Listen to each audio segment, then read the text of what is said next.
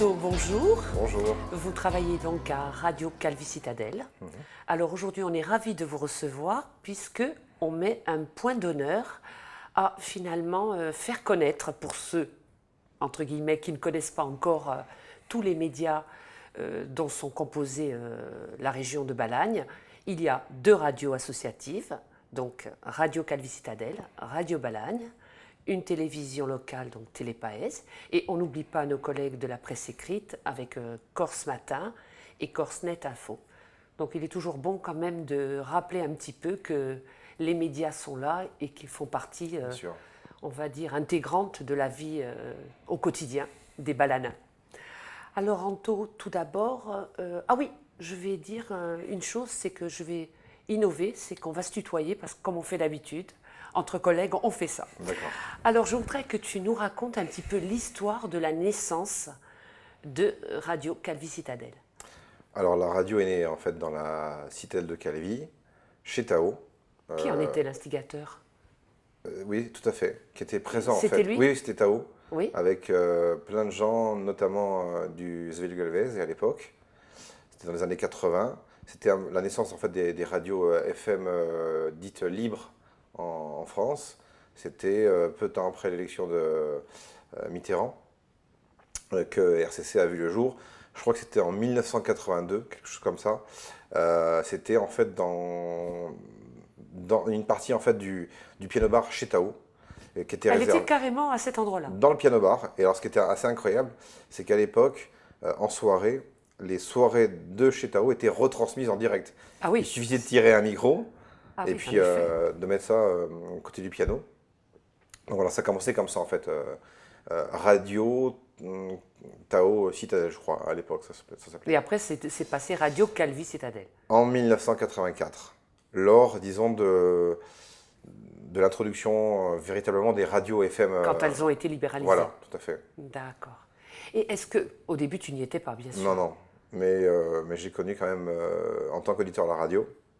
Et c'était assez drôle parce que bon, c'était pas la radio d'aujourd'hui, c'était totalement libre. C'est-à-dire que même si c'était un peu structuré, il y avait quand même des gens qui montaient comme ça, un peu, comment on dit, à l'arrache, et qui prenaient le micro et puis qui... Comme on a connu nous sur Voilà, Radio Balagne, voilà. quoi.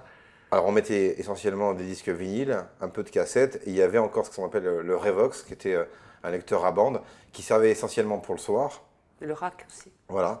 Et arrivé à une certaine heure, quand la bande était passée, ben, il n'y avait plus rien. Voilà, ou quand ça sautait, quand Ça il y avait sautait le aussi. mauvais temps. Ce Voilà. sont des choses qu'on connaît. Tout à fait, tout à fait. C'était vraiment une autre époque. Voilà, ça paraît maintenant, ça va faire sourire, et ça nous fait sourire à nous, mais c'est vrai que c'était du matériel Oui. Mais de c'était l'Antiquité, quoi. Et c'était en même temps révolutionnaire à l'époque, hein, parce que d'un seul coup, pouvoir diffuser la voix calvaise sur un transistor, Oui. c'était quand même assez énorme. Moi, je me rappelle des dédicaces, notamment, qui se faisaient à la sortie des classes. Alors, le grand succès, l'un des grands succès de l'époque, c'était Eye of the Tiger, la bande originale du film Rocky, mais alors qui passait en boucle, c'est-à-dire que tu avais le disque qui passait, et puis 5-6 morceaux après, eh bien, de nouveau Eye of the Tiger, qui est demandé par un tel, tel. Enfin, c'est assez drôle, quoi, voilà. Et finalement, c'est aux sorties de classe que ça t'a donné envie de faire de la radio, le Alors, fait d'y aller de temps non, en temps, non, pas du tout en fait. Moi j'habitais à Montemaggiore, je n'habitais pas du tout sur Calvi, mais j'écoutais la radio et c'est vrai que par contre j'avais une grande passion déjà pour la musique et pour tout ce qui était un peu technique, DJing. Alors je faisais des booms chez moi avec des copains, on n'avait pas d'argent et puis la table de mixage à l'époque c'était un objet presque intouchable. On avait 2 platines et donc on montait le volume d'une platine. Et pour enchaîner l'autre platine, eh bien, on la mettait en marche, on montait l'autre volume, on baissait le volume, enfin c'était tout un système, on faisait des booms avec des lumières, enfin on se prenait un peu pour des disques jockeys d'aujourd'hui, sauf que bon, c'était pas les mêmes moyens, mais c'est vrai que la musique a toujours fait partie de ma culture en tout cas. J'ai même joué de la batterie, un peu de saxo, etc. Donc voilà, je suis venu en fait un jour un peu par hasard à la radio. Et ça fait combien d'années maintenant?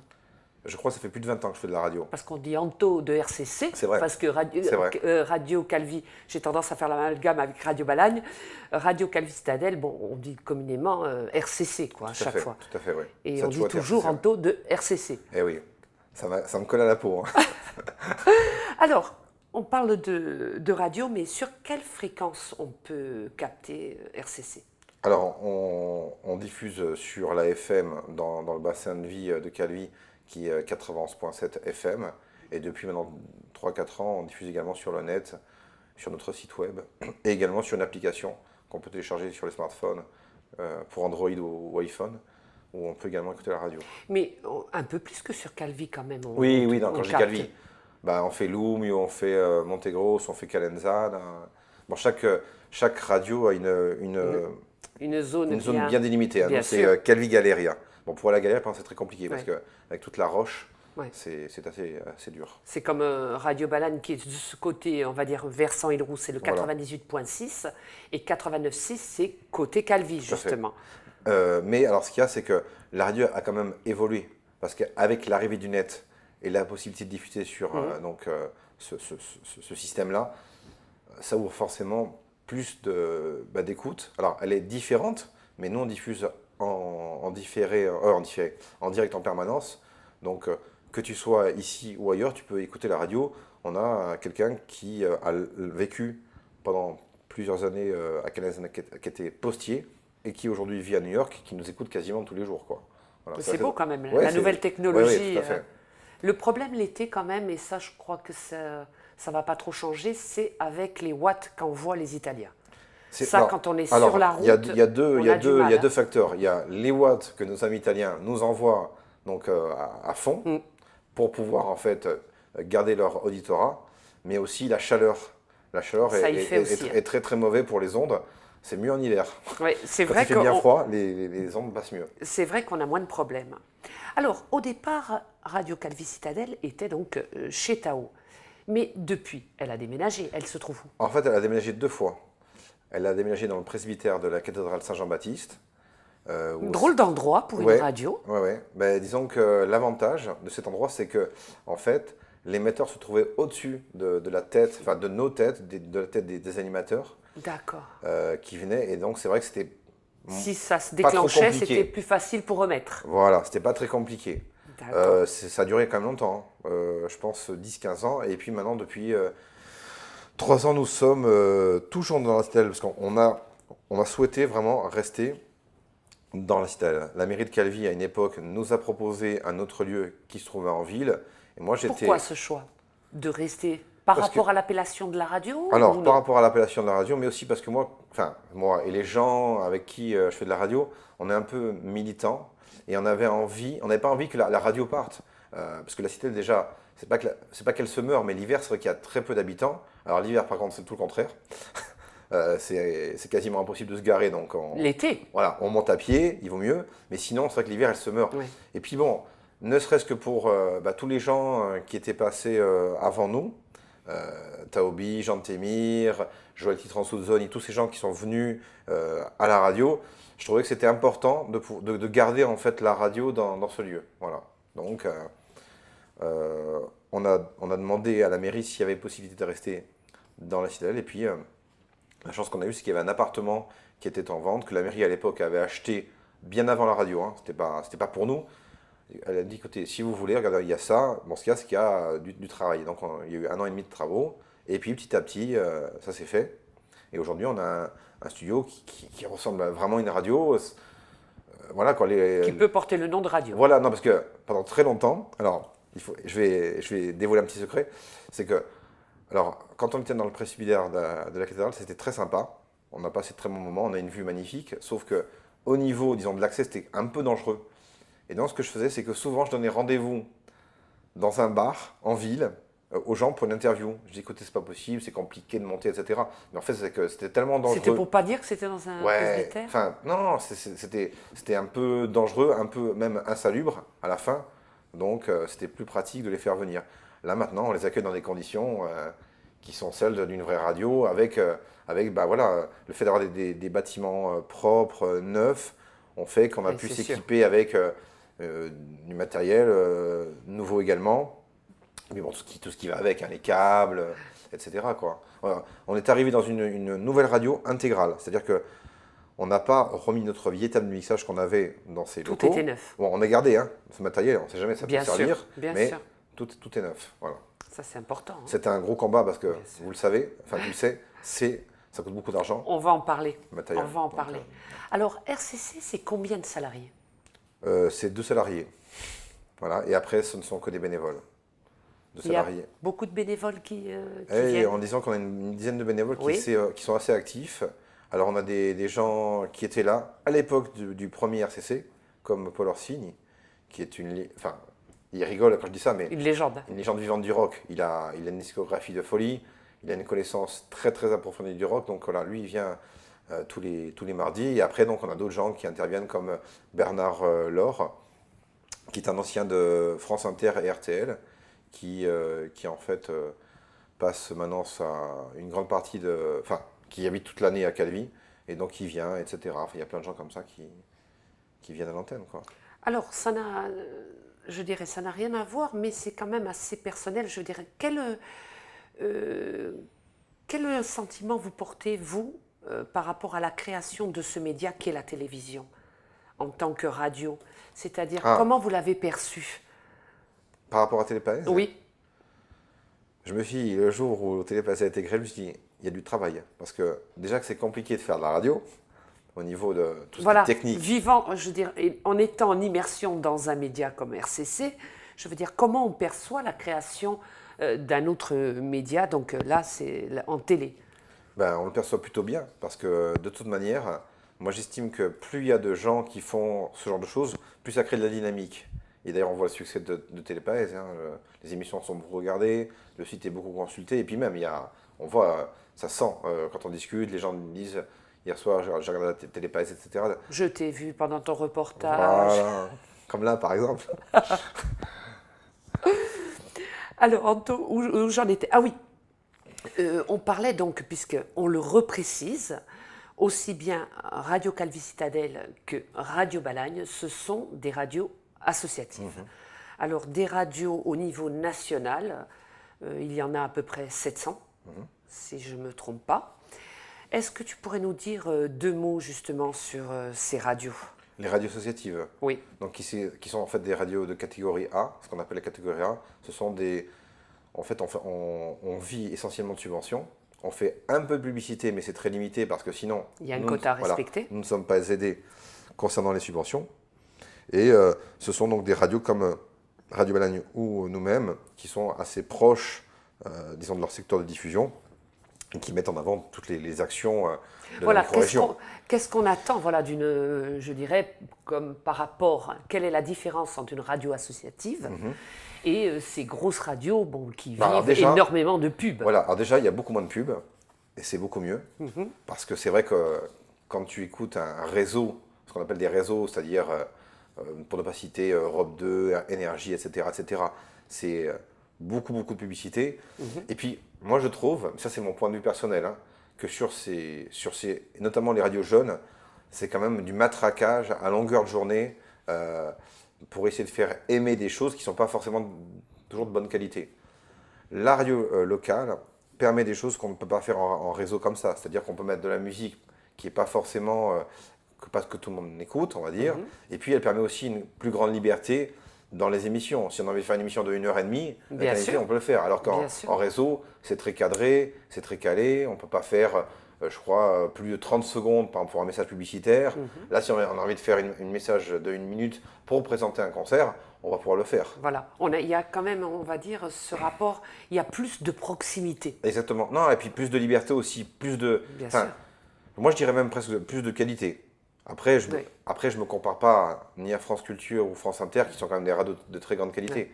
Mais voilà. On a l'avantage, je dirais, en radio associative, c'est que il y a quelqu'un qui vient à la radio au pied levé, et voilà, je veux faire savoir telle ou telle chose, et bien voilà, c'est faisable. On n'est pas là, ah non, on a notre programmation. Il est vrai qu'on doit respecter la programmation. On va parler justement de ce fonds de soutien. Et on peut quand même, comme tu disais, se permettre, si on veut faire une émission d'1 heure ou 1h30, on est à peu près, c'est nous qui définissons notre grille de programme. Tout à fait. Même si on est surveillé quand même. Oui. Monsieur le CSA est là. Ça, il ne faut pas qu'on l'oublie.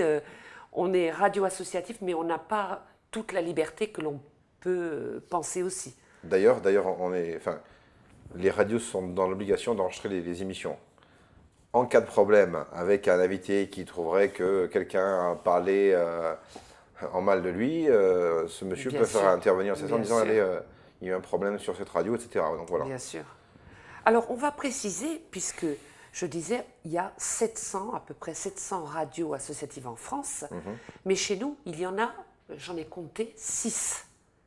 Alors donc, on va reciter Radio Calvistadel, il y a Radio Balagne, donc pour la Balagne. Après, on en a une qui est très récente, c'est Radio Nebia, je crois, Sur Corté. Corté. Après, Mais qui est une radio pour l'instant sur le web, non? Qui va se développer, je qui crois, voilà. qui va se développer sur la FM prochainement. On a la radio dite des curés, Salve Regine. Hein, Salve c'est ça? Regine. Oui. Il y en a une aussi sur Ajaccio. Oui, alors je crois ne que connais c'est pas Radio Vogue.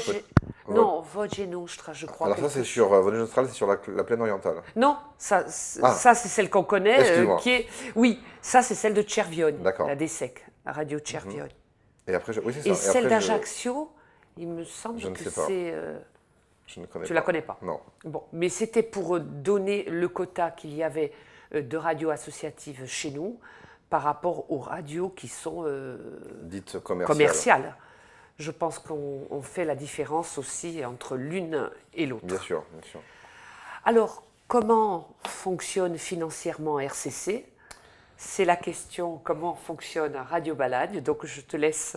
Alors, on Répondre. fonctionne. La plus grosse partie financière est amenée par une subvention d'État qui est donnée par le ministère de la Culture. Donc, à le condition- fonds de soutien à à l'expression radiophonique. radiophonique. Voilà, que le ministère de la Culture donc, propose aux radios. Bon, il faut savoir que pour avoir cette subvention-là, il faut être très carré dans ses comptes.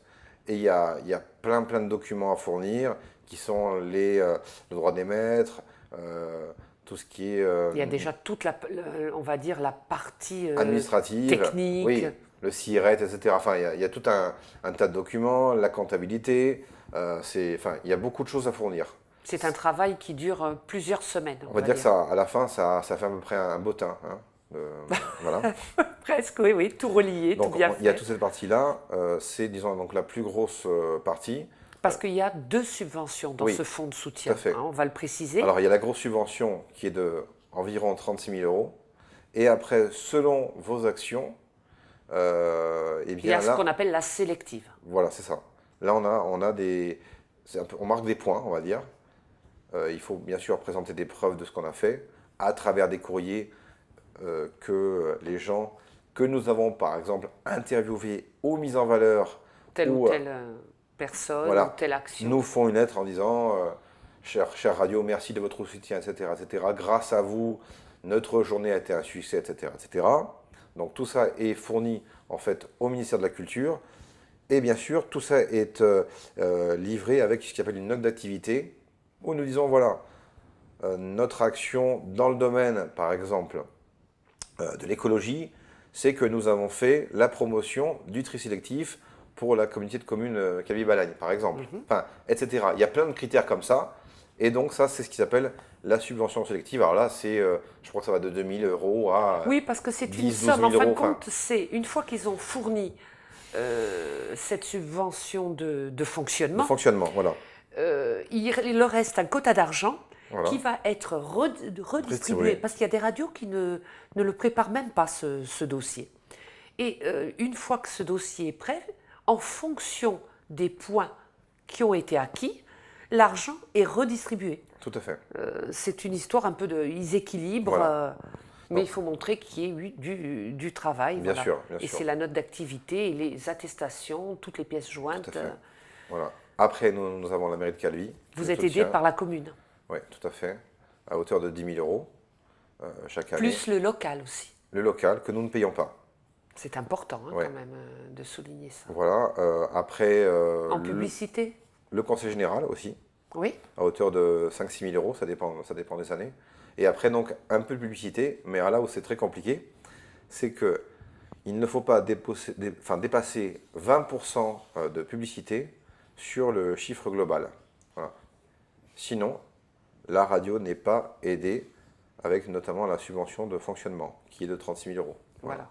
36 000 euros, c'est généralement C'est ce que touchent les radios généralement, hein. C'est un peu la subvention de base.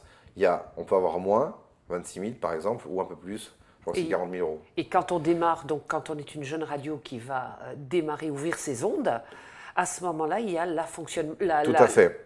la subvention d'installation, Voilà. comme on Oui, parce appelle. que Mais nous, on n'y a plus droit. Voilà, parce qu'il faut savoir quand même que ça coûte très cher le matériel, hein. Je veux dire, ne serait-ce qu'un micro, C'est vrai. ça coûte très cher. Un traitement son, c'est ce qui va donner la couleur musicale ou le son de la radio. Il faut compter minimum 3 000 euros. Ouais. Un micro de qualité, un peu comme dans les studios d'enregistrement, il faut compter minimum 1 000 euros. Sinon, on a quelque chose qui marche, mais qui n'est pas de très bonne qualité. C'est sûr. Pendant très longtemps, RCC, c'était toujours un peu comme ça. C'était un peu, Ah, ça nous est arrivé à nous aussi. c'était un peu tendu, on ne savait pas trop comment on allait faire, etc. Depuis quelques années, on arrive progressivement à avoir du matériel qu'on paye plus cher, mais qui dure plus longtemps Bien sûr. et qui est de bonne qualité. Et on ne tape pas sur un micro. Voilà, Ça, on va le préciser. c'est vrai, on ne fait pas toc toc toc. Exactement. Alors, Anto, comment se déroule une journée de RCC? Alors, la journée type, elle démarre à 7h, 7h15. Donc, on arrive au studio. On récupère d'abord les journaux qui arrivent par Internet parce que la radio, c'est un peu comme Radio Balagne, on n'a pas les moyens de pouvoir se payer par exemple un journaliste. C'est très compliqué. Oui, et ça coûte cher. Voilà, donc nous avons des gens qui à un moment donné ont besoin d'être diffusés, donc qui nous proposent leurs services. On pense notamment à une association qui est sur Bastia, dont Philippe Jeanne est salarié, qui donc, nous propose le journal insulaire. On a ensuite les gens de Vosges-Australie qui nous donnent aussi en langue corse, en il langue faut le corse, préciser. le C'est journal. vrai. Pour la partie info nationale, nous on travaille avec c'est le serveur, enfin le prestataire qui nous diffuse en fait la radio sur internet, Oui. qui nous propose en fait le journal. Donc on récupère tous ces éléments. Et puis bon après il y a tout ce qui est météo qu'on fait en direct, le pôle emploi qui nous envoie les offres d'emploi, etc., etc. La fête du jour, l'éphéméride. Oui. Donc tout ça arrive. On a un tapis musical. Et dans ce tapis musical, tous les quarts d'heure environ, jusqu'à 10h30, nous avons donc des interventions régulières qui présentent soit de la musique, soit les intervenants, que sont les journaux, l'éphéméride, etc. À 10h30, généralement, on a un invité qui est là en direct de 10h30 à 11h. Ensuite, c'est musique et chronique d'information, par exemple, avec, je sais pas moi, jeux vidéo ou Pôle emploi, etc., etc. L'après-midi, nous, à partir de midi et demi, on fait un programme 100% corps jusqu'à 14h. Oui, je voulais demander justement Voilà. si dans la programmation. Voilà. Et après, donc, dans l'après-midi, on a par exemple des gens comme Paul qui viennent le mardi à 15h, qui lui est en direct, etc., etc. Parce qu'après, on fonctionne avec des machines aujourd'hui. On ne met quasiment plus aucun disque, hein. Ça marche par informatique. Tous les sons sont stockés sur un disque dur. Et après, ben, on les place un peu comme sur un jeu. On voit un jingle entre les deux chansons, donc on le place sur l'écran, etc. Voilà. Et après, donc, ben, pareil, alors vendredi soir, on a un disque jockey qui vient mixer en direct 1 heure. Pour la nuit, on a des programmes qui sont pré-enregistrés, qui nous sont envoyés soit de Corse, soit d'ailleurs, par Internet. Voilà. Qu'on télécharge et qu'on pourrait diffuser, et qui sont souvent enregistrés dans les conditions du direct, ce qui fait qu'on a vraiment l'impression que voilà, la personne est présente. Justement, avec toute la nouvelle technologie, le numérique, comment tu vois l'avenir de la radio? L'avenir de la radio, moi je crois que la web radio va encore plus se développer.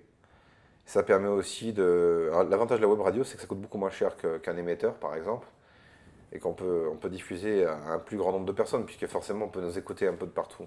C'est d'ailleurs pour ça qu'on a pris la solution de pouvoir diffuser sur le net, parce qu'à un moment donné, je pense que tu es quand même limité dans ton champ d'action. Et puis il y a toujours des gens qui disent ah, c'est dommage, je suis à Ajaccio, je suis à Paris. Monsieur, mais vous pouvez nous écouter. Ah bon, pourquoi? Et comment ça marche? Et puis voilà, et donc les gens sont fidèles, quoi. Donc ça nous permet aussi de pouvoir finalement, tous les gens qu'on met en avant à travers les interviews, ben, ils sont écoutés ailleurs. Et ça, Bien c'est bien. sûr. Enfin, c'est le but en tout cas, Oui. de mettre le maximum de gens en valeur. Enfin, nous, on a eu l'occasion aussi de travailler ensemble, parce que c'est pas parce qu'on n'est pas des radios associatives qui sont concurrentes, c'est pas du tout le cas.